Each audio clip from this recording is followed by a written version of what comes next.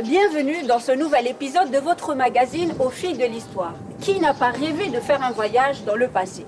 Eh bien ce voyage, nous allons le faire ensemble et plus précisément à une vingtaine de kilomètres de Meknès, dans les ruines de ce qui fut l'une des villes les plus prospères de l'Antiquité, Volubilis.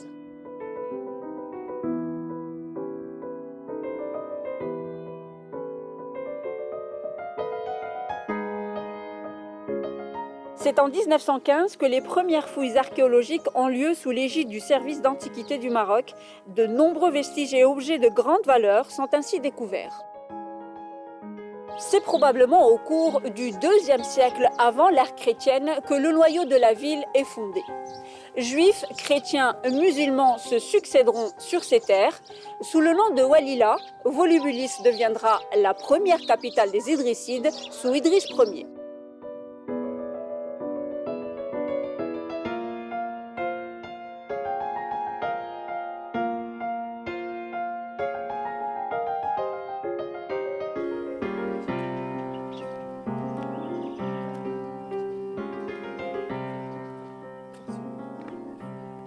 Monsieur Moustapha Atrif, vous êtes le conservateur du site archéologique de Volubilis. On démarre le parcours par un chemin qui est bordé de fleurs. Est-ce qu'il y a un lien entre ces fleurs et la signification du terme Volubilis? Oui, effectivement, ces fleurs qui sont le laurier rose et qui sont très abondantes aux abords du Loire romaine, un fleuve qui borde Volubilis de par sa région sud et ouest, aurait une relation avec le mot latin volubilis. Le laurier rose est en fait en amazigh Alili, donc son nom c'est Alili, et c'est ce mot qui aurait donné la signification ou l'origine latine qui est volubilis et le mot arabe qui est walili.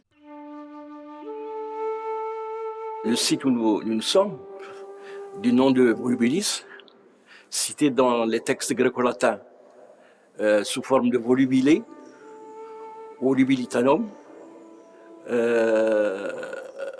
dans les inscriptions Respublica Volubilitanum, et dans les textes arabes, Oulili ou Welila, et aussi dans les monnaies idrissides et pré-idrissides. Et en ce qui concerne l'appellation locale, c'est le terme de Safran.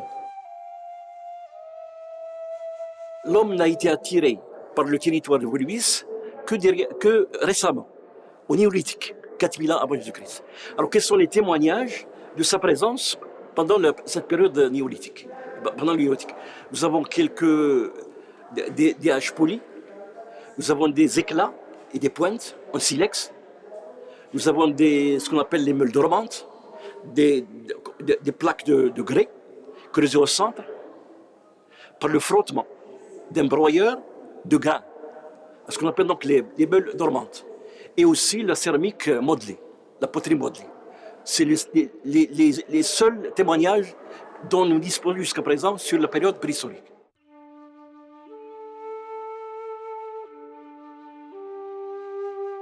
En ce qui concerne la période, la deuxième étape historique, qui vient après, c'est ce qu'on appelle la période punico-mauritanienne. Cette période punico-mauritanienne est 7 ans des périodes préhistoriques jusqu'à 33 avant Jésus-Christ, qui marque la mort de Bocchus II, l'un des anciens souverains de la Mauritanie. Alors cette période n'est pas très connue.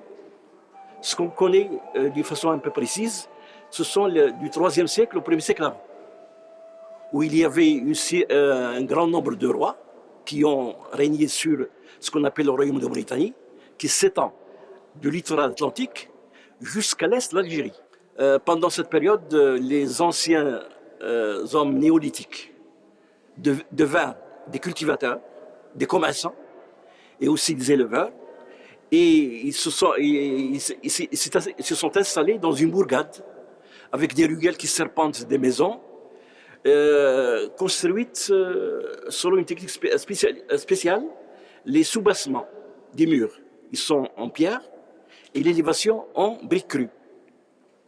Cette bourgade, il est entourée d'une enceinte dont on a trouvé un tronçon sous le tumulus de Volubilis, sur 400 mètres.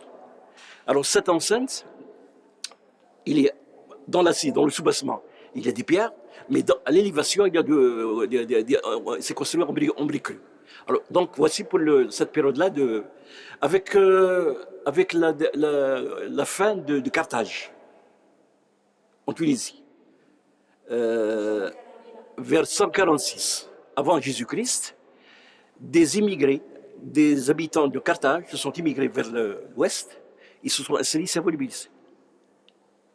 Alors, pendant cette période, avec la venue de ces Carthaginois, il y a eu un changement au niveau des institutions, de la gestion de la ville municipale et au niveau aussi économique. Il y a une prospérité, un développement économique de la ville et aussi une expansion urbaine.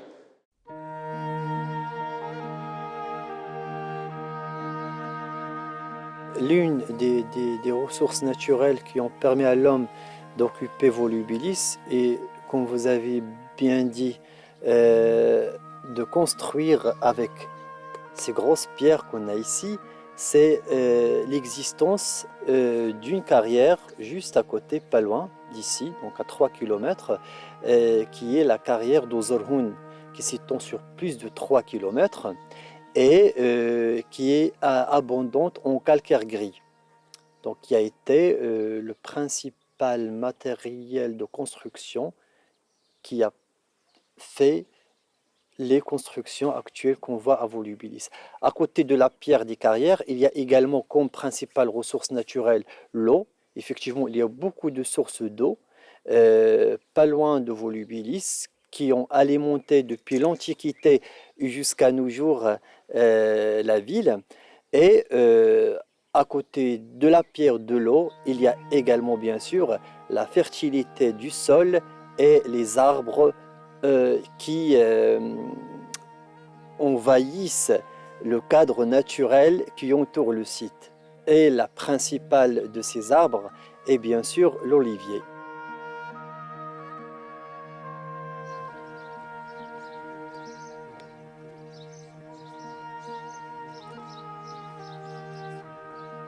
Donc, Monsieur Attré, là, on est dans le quartier sud du site archéologique et on est quand même frappé par ce dallage qui est assez imposant. Il s'impose au regard. Est-ce qu'il est aussi vieux que le quartier? Oui, effectivement, c'est un pavement en galets donc, qui couvrait cette rue de ce quartier. Le quartier sud, d'ailleurs, c'est le quartier populaire de la ville, avec l'existence de plusieurs demeures, de plusieurs maisons, de plans simples, une superficie plus ou moins modeste par rapport aux autres quartiers de la ville. Et ce qui est frappant dans cette rue, dans ce pavement en galets, c'est en fait l'existence de ces traces de chars qu'on peut distinguer sur cette partie-là et aussi sur l'autre partie. Ce qui est assez intéressant par rapport aux informations qu'on peut avoir sur l'utilisation donc des chars à l'intérieur de la ville de Volubilis.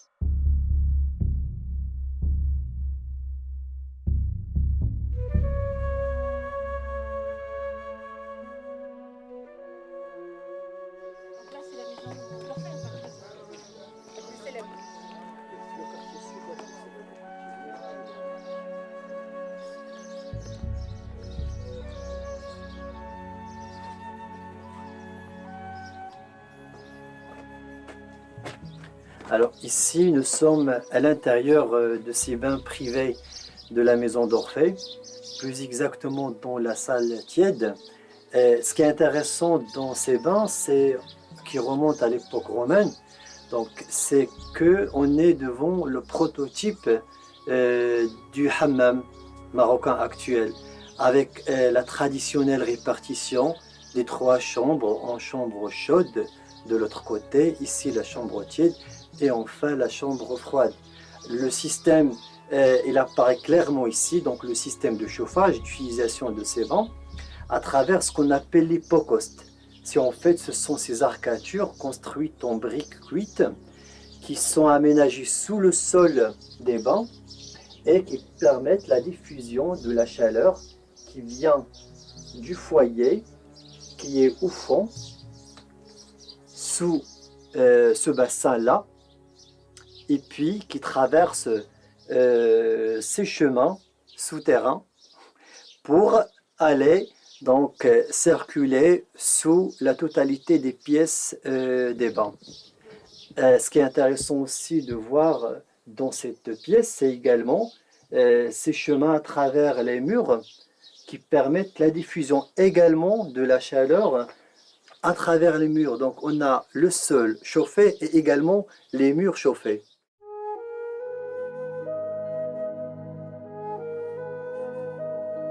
À Volubilis, il y a plus de 50 pavements mosaïques et ces mosaïques ont été faits à l'époque romaine pour embellir les pièces et les bassins et les thermes aussi de la ville. Ce sont donc des pavements faits essentiellement par des fragments de pierre, ce qu'on appelle des tesselles. Ce sont des cubes en pierre calcaire, avec également l'utilisation de la pâte de verre et des fragments de céramique, de poterie.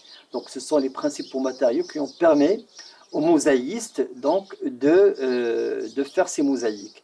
Là, on est devant l'une des plus intéressantes à Volubilis, la mosaïque d'Orphée. Pourquoi Orphée? Parce que c'est le personnage qu'on peut voir au centre de la mosaïque. C'est un héros grec, doué par sa musique. Et là, justement, il est en train de jouer sur sa lyre et on peut voir que les animaux, les arbres, les oiseaux l'encerclent. Ils sont charmés par sa musique. Ils viennent tous pour admirer cette musique. C'est ce qui fait encore l'intérêt de cette mosaïque, pas uniquement la beauté et la coloration du pavillon, mais également le fait que ça reconstitue l'environnement d'il y a plus de 2000 ans au Maroc en général et dans la région de Volubilis en particulier. Ça permet également d'avoir une idée sur la nature, sur le foisonnement, je dirais, naturel constitué par les arbres, les forêts, les cours d'eau abondants de la région. Et ça donne, ce qui est intéressant aussi, une idée également sur les arbres de la région. Et parmi ces arbres, nous avons toujours l'existence des oliviers.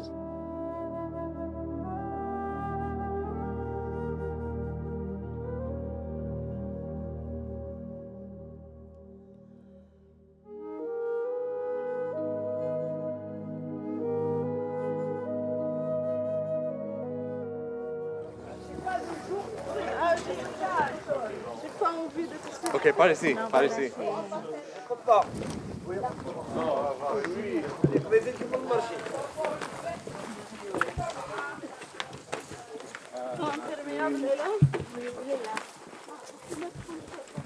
Et j'ai constaté qu'on a le mosaïque là-bas. Donc, si vous faites le mètre carré ici, je peux assurer qu'on a quelques fragments de mosaïque. On a trouvé aussi des bouchages. Donc, plus ou moins, si vous faites, oui. Qui concerne notre carré, l'évaluation, la couche de la terre seulement. On fouille couche par couche, nous. Il faut faire le carré d'abord. Oui, faire le carré. On fait le carré. Oui, oui. Suffisamment. Il faut récalculer la dimension de terrain. Vous pouvez mesurer après, oui. Voilà. Ok. C'est très bien comme ça. Simplement, si on peut quand même faire un carré homogène. Voilà. Il faut faire couche par couche. Oui, on laisse. Oui, chaque couche. Moi, je suis de Chypre, moi, je suis archéologue. Mais au cours du séminaire, ce qui est intéressant, c'est qu'on est des pays différents, des professions différentes qui ont affaire avec l'archéologie, des conservateurs, des architectes. Et moi, personnellement, je suis une archéologue que j'ai des fouilles avec de la mosaïque. Et c'est un problème commun qu'on a dans tous les pays de la Méditerranée. On trouve des mosaïques, mais on a le problème comment les conserver, les protéger et comment les mettre, ouvrir, comment les mettre en valeur. Parce que le but, c'est de savoir si on peut faire des sites où sont visitables pour les visiter ou si ce n'est pas possible, il faut les penser le bien de la mosaïque. Et justement, c'est l'exercice d'aujourd'hui, voir l'enfouissement. Donc, quand on ne peut pas l'ouvrir au public, il faut l'enfuir. Et c'est l'essentiel, c'est le but de l'exercice d'aujourd'hui.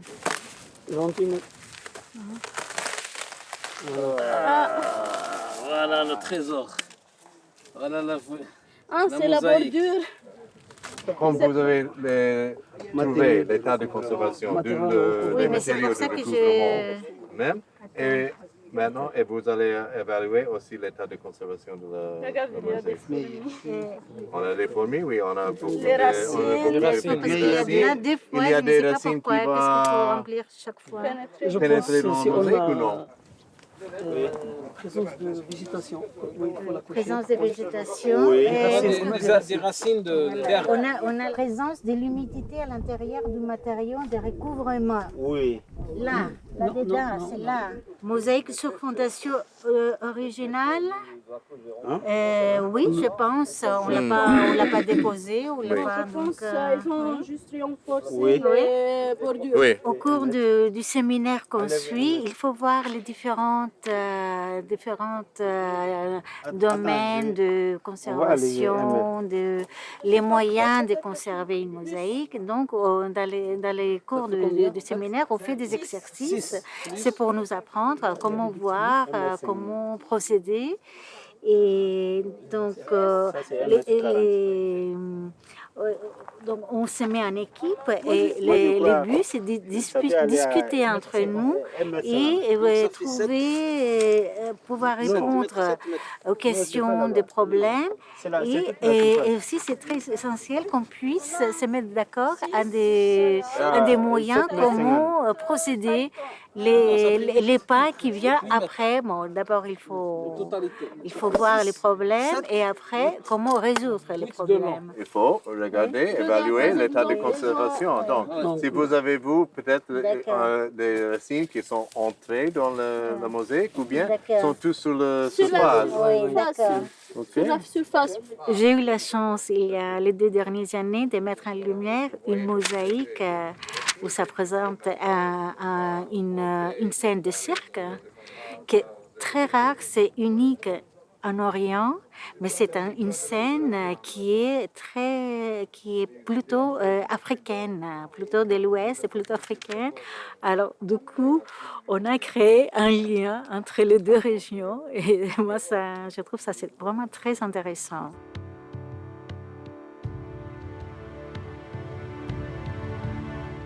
Il y a beaucoup d'huileries à l'intérieur de maisons. Donc certaines maisons avaient une partie artisanale.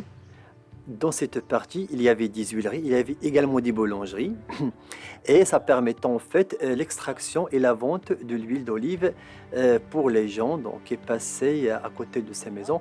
Et ça permettait aussi donc, aux gens donc, d'avoir sur place une source économique donc liée à l'extraction de l'huile d'olive. Et ici, nous sommes devant une huilerie restituée à volubilis et ça donne une idée sur les étapes de l'extraction de l'huile d'olive. Alors on peut voir dans une partie de cette huilerie la partie de broyage des oliviers pour avoir la pâte d'olive. Ensuite vient la deuxième étape de l'extraction proprement dite qui consiste à placer la pâte d'olive à l'intérieur de ces courtins. Donc, ce sont des sortes de paniers faits en fibres végétales. À l'intérieur de ces scourtins, on pouvait, grâce à cette poutre en bois qu'on appelle le prélum, de presser la pâte d'olive et d'avoir le jus, l'huile d'olive qui passe à travers ces sillons creusés dans ces dalles en calcaire pour aller dans le bassin de l'autre côté, le bassin de décantation pour qu'on ait la matière solide en bas et puis l'huile d'olive en haut.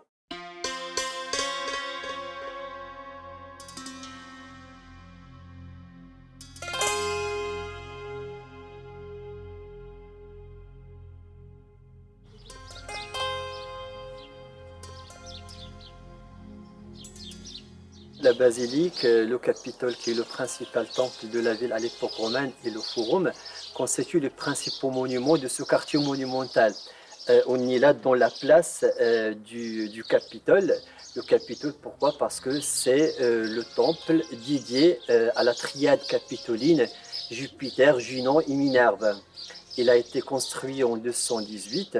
On a eu ces informations grâce à une inscription qui a été trouvée sur place, donc ici dans le Capitole.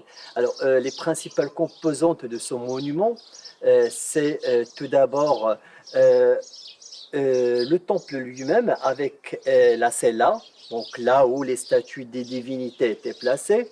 Nous avons la place et il y a également l'autel pour présenter les sacrifices aux divinités.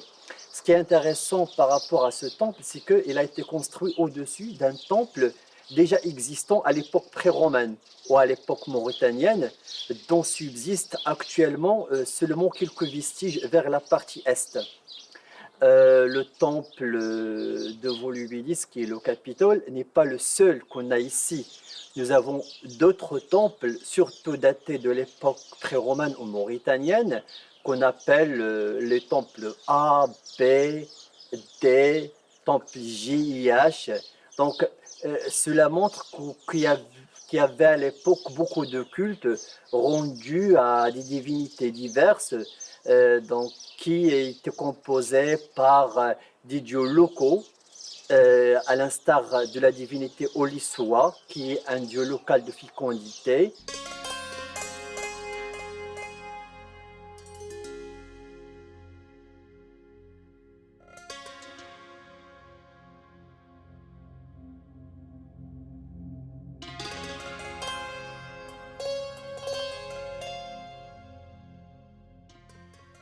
Le forum et la basilique font partie de ce quartier monumental.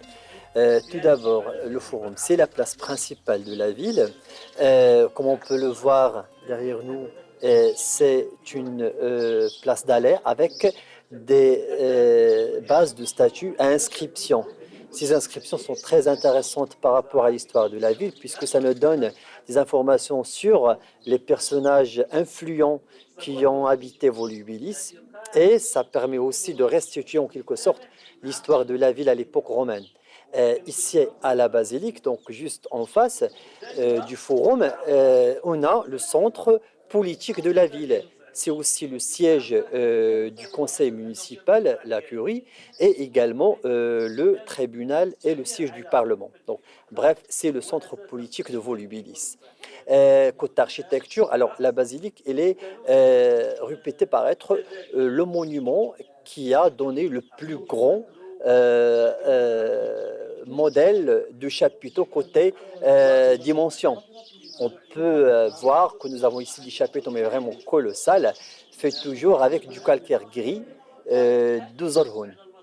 La basilique, c'est aussi, bien sûr, l'un des rares monuments qui apparaissait avant les premières fouilles de 1915. Nous avons dans le centre d'interprétation actuellement une exposition d'hôtels de paix, ce qu'on appelle les hôtels de paix. Ce sont donc des pierres qui étaient destinées à jouer le rôle d'hôtel, là où on présentait les sacrifices.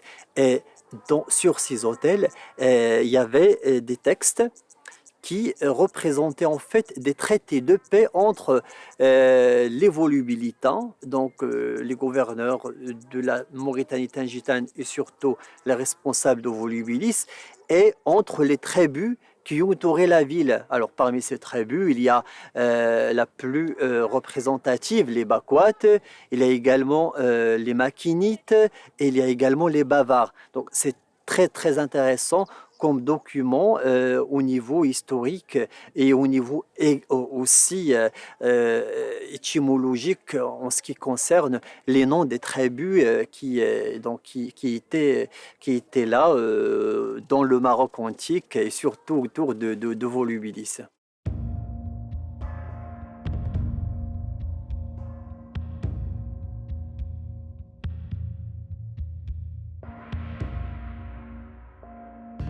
L'Arc de Triomphe se trouve au centre de la ville de Volubilis. Il a été construit en 217 par les habitants de Volubilis et dédié à l'empereur Caracalla et sa mère Iulia Domna. Alors pourquoi ce monument ici au milieu de la ville? C'est en fait en guise de remerciement à l'empereur qui a exonéré Volubilis des impôts et qui a généralisé la citoyenneté romaine à tous les habitants de Volubilis. C'est aussi en fait un monument emblématique qui était censé montrer la grandeur de l'Empire romain et aussi la richesse de la ville de Volubilis. L'Arc de Triomphe se situe sur le Decimanus Maximus, la principale voie ou artère de la ville qui s'étend de la porte de Tanger au nord vers la porte ouest, vers l'ouest.